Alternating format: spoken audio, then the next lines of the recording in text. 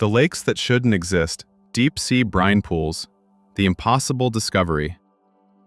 More than a kilometer beneath the surface of the Red Sea hides something that, by all laws of logic, simply should not exist. It is a phenomenon so strange that it rewrites our understanding of how life originated on Earth, and potentially beyond it. In 2020, a research vessel lowered an underwater vehicle into the depths of the Red Sea. For nearly 8 hours, it combed a lifeless plain in eternal darkness, finding nothing but a desert. But just a moment before the team was ready to give up and resurface, the searchlights caught something strange in the gloom. A dark spot about 20 meters across, resembling a smooth mirror lying right on the seabed. Above it hung something like a thick fog. Approaching closer, the researchers realized they were looking at something completely impossible. The surface of this huge mirror was neither glass, nor stone, nor even sand. It was ordinary water. Right before them, at the bottom of the sea, lay a real lake with a shoreline and slow waves lapping against the land in slow motion.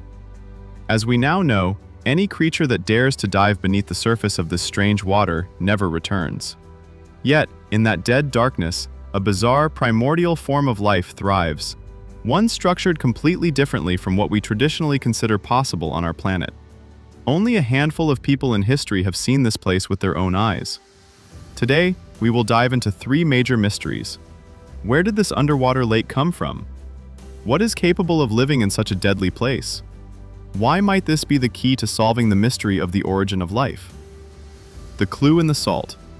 What began as a routine dive in search of any signs of life on a barren plain turned into an encounter with one of the strangest places on the planet.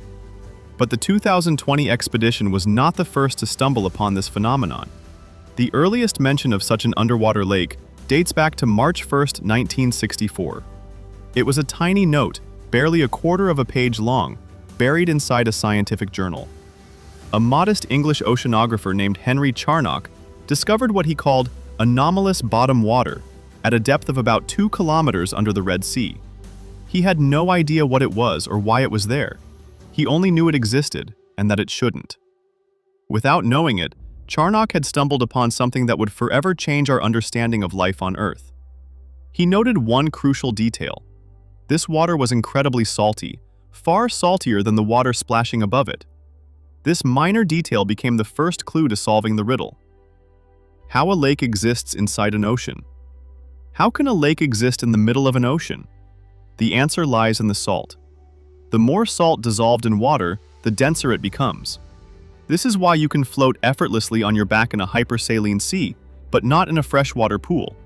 The salty water is denser and pushes you upward. The underwater lake operates on the exact same principle. The incredibly salty water is much denser than the surrounding seawater, causing it to sink to the very bottom and collect in natural depressions on the seafloor.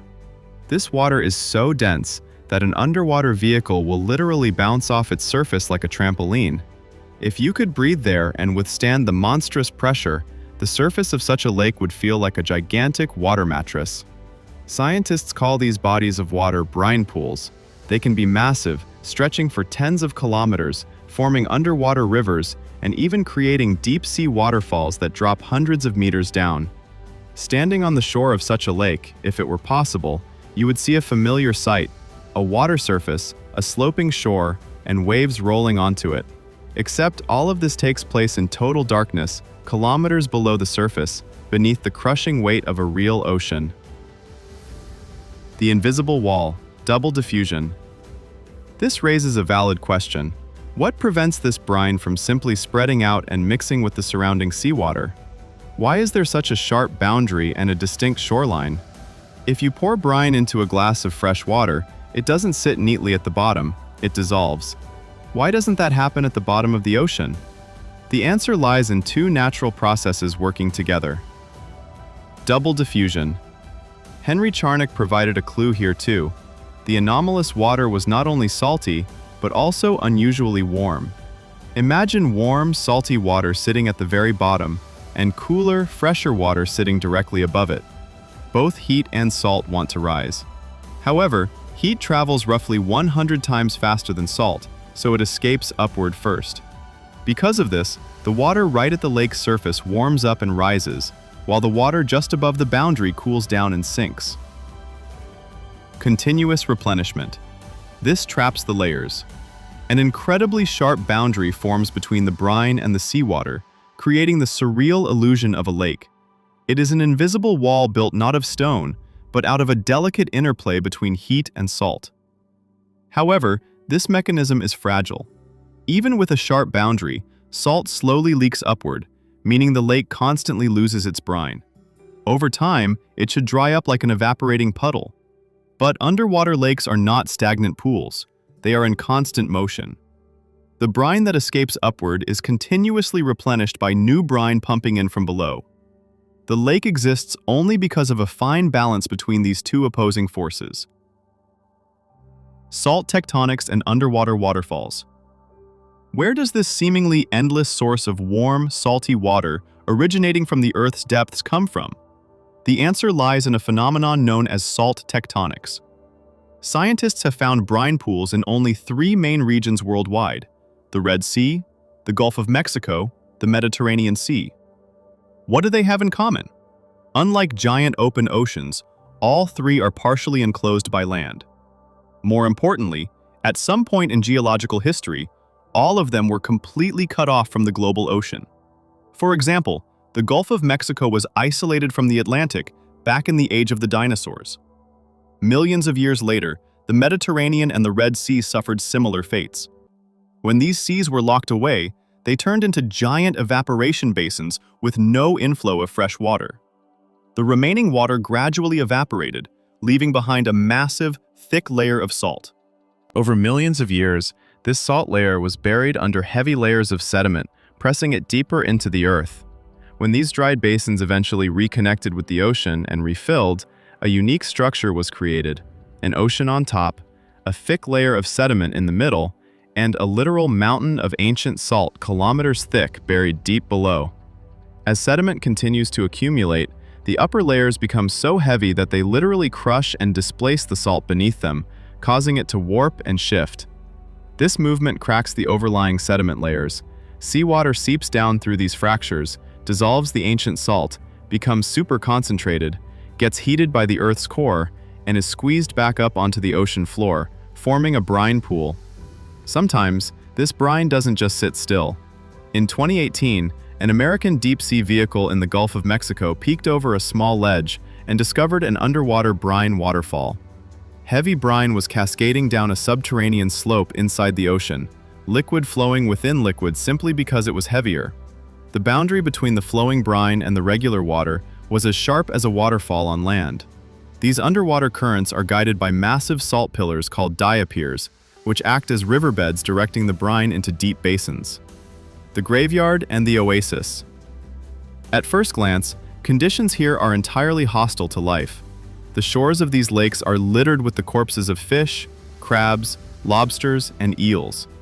Some of these bodies have lain there for decades, perfectly preserved by the hypersaline water like mummies in an underwater mass grave. Whenever a fish or an eel accidentally swims past the surface of the brine, it experiences violent convulsions within seconds. This toxic shock is triggered by the extreme salt levels.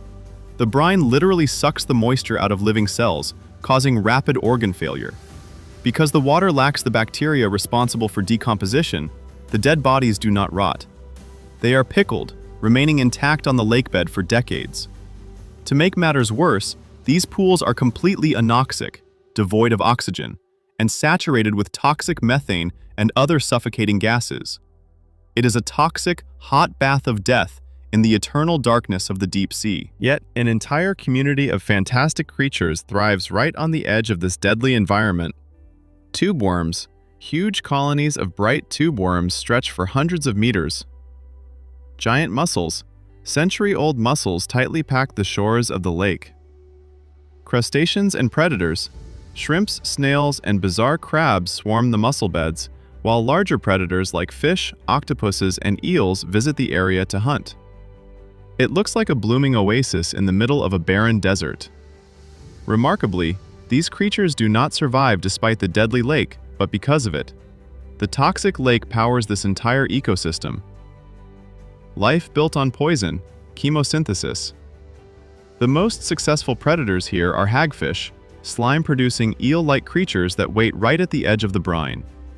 The moment a target experiences toxic shock, the hagfish darts in to grab it. Hagfish are incredibly ancient, older than the dinosaurs, and are virtually unchanged living fossils. Recently, scientists discovered that hagfish seem uniquely immune to the deadly brine. They can dive into the lake and swim back out completely unharmed, a secret potentially hidden in their specialized slime. But how does the baseline ecosystem survive without sunlight or oxygen? For a long time, science dictated that all life on Earth relies on solar energy via photosynthesis. Even in the deep ocean, life usually feeds on marine snow, falling debris from dead plankton that originally got their energy from the sun. Brine pools are a completely different story. They are entirely independent of the sun. When scientists looked inside the mussels lining the shores under a microscope, they found their gills packed with specialized bacteria. These bacteria do not need sunlight. They turn chemical energy, specifically the toxic methane seeping from the lake, into food. This process is called chemosynthesis. Chemosynthesis is the dark mirror of photosynthesis. Instead of utilizing solar energy, these microbes harvest the energy locked within chemical bonds. It is a whole world built not on light, but on poison rising from the bowels of the earth. The bacteria live in a symbiotic relationship inside the mussel's gills, providing the mussels with energy while receiving shelter and blood flow in return. This forms the base of a food pyramid that supports crabs, shrimp, and top-tier predators, completely bypassing the need for the sun. The cradle of life and alien oceans. This abundance of independent life has stunned researchers, offering a window into how life might have originally started on Earth. Today, more and more scientists believe that nearly 4 billion years ago, the first life on Earth emerged in a similar environment. This challenges old ideas. In an 1871 letter, Charles Darwin theorized that life began in some warm little pond filled with all sorts of ammonia and phosphoric salts, the famous primordial soup theory driven by lightning strikes. That idea dominated textbooks for a century, but it relied on the assumption that life absolutely required sunlight. The discovery of deep-sea ecosystems flipped this upside down.